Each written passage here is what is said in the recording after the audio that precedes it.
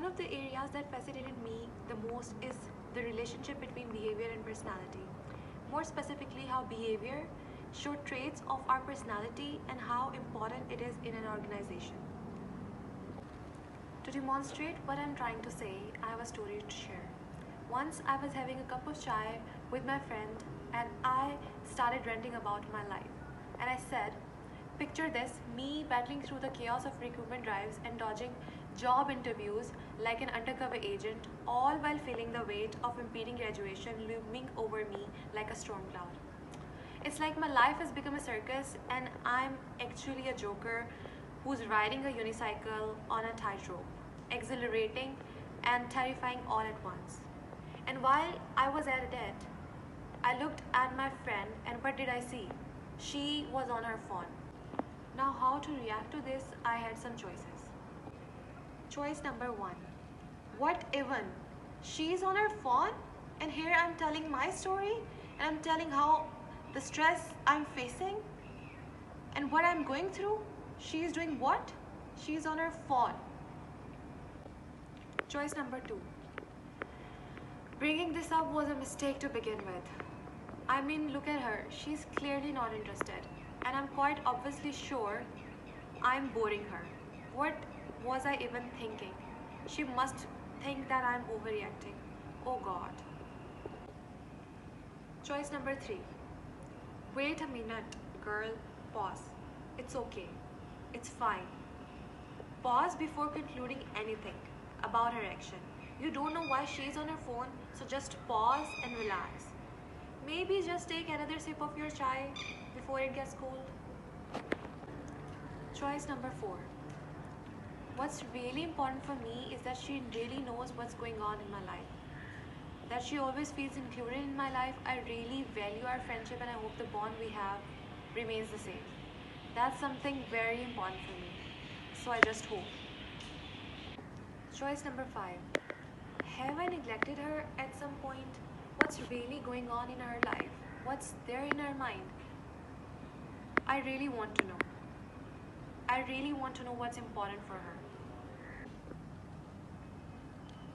While I was trying to figure out my reaction to her being on her phone, in that moment she turned towards me and shows me a post that my favorite band is going to perform that weekend.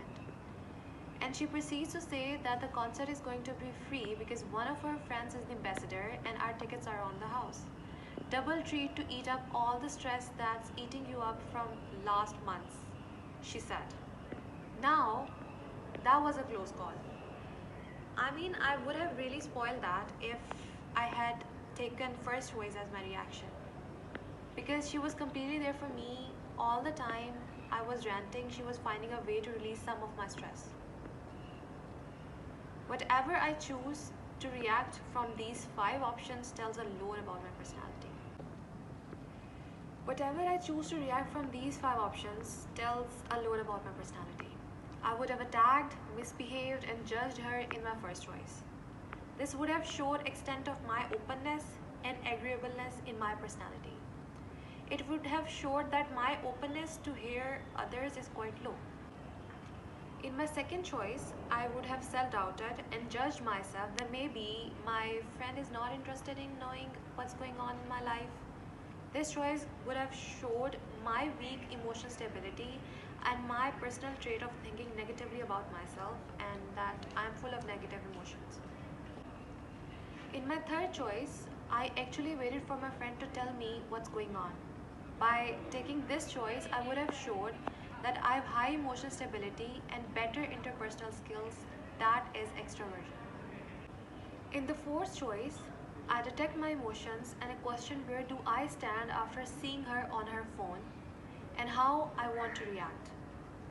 This shows about my good emotional stability, openness, self-control, and conscientiousness to make things right in our friendship.